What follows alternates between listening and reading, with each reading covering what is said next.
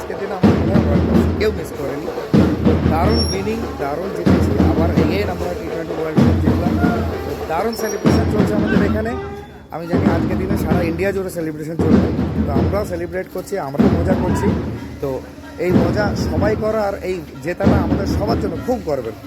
তো great winning, great success, and we love India.